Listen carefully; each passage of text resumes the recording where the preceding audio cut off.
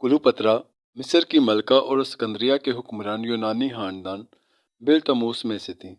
وہ بلتموس سیزدم کے ہاں 69 قبل مسیح پیدا ہوئیں۔ اس کا باپ اقتدار سے محروم ہونے کے بعد روم کی حمایت سے بحال ہوا تھا۔ اس کے ساتھ مصر پر روم کی غلامی کا سایہ پڑنا شروع ہو گیا تھا۔ بادشاہ اہل روم کا مقروض تھا۔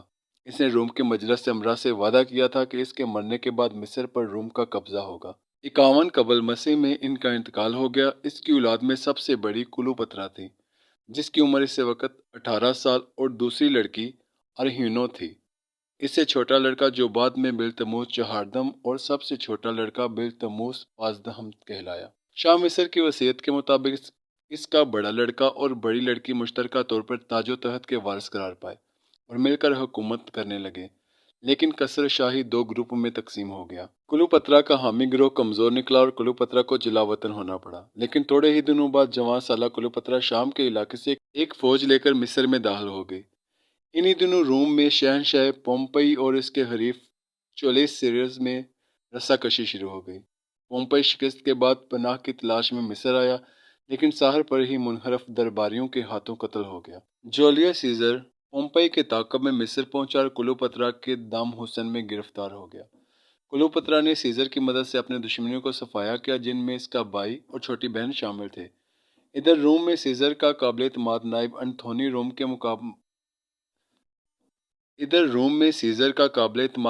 انتھونی روم کے معاملات کی نگرانی کرنے لگا۔ اب سیزر اور ملکہ کلوپترا دونوں اپنے دشمنوں کے خوف سے آزاد زندگی کے مزے لوٹنے لگے۔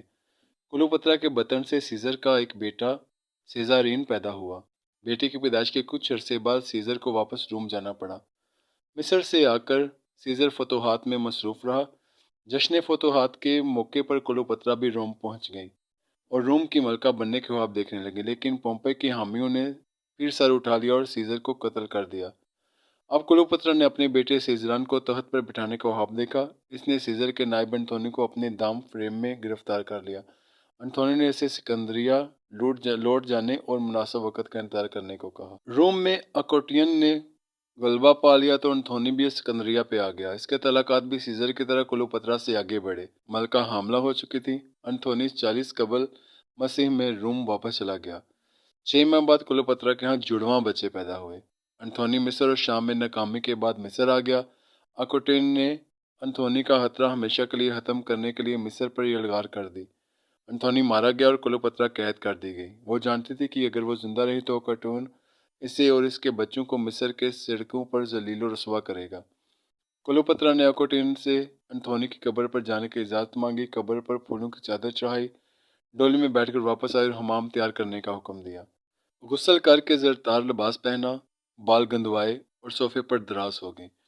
کچھ دیر بعد محفل میں ہنگامہ برپا ہو گیا۔ کلوپترا شاہانہ پوشاک میں ابدی نیند سو رہی تھی۔ سنتریوں نے بتایا کہ آج صبح ایک دہقان انجیروں کی ٹوکری لے کر آیا تھا۔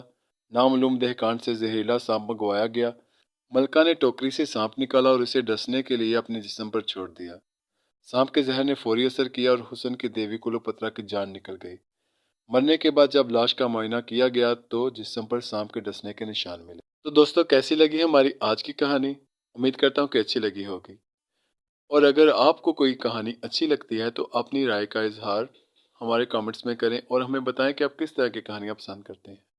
شکریہ۔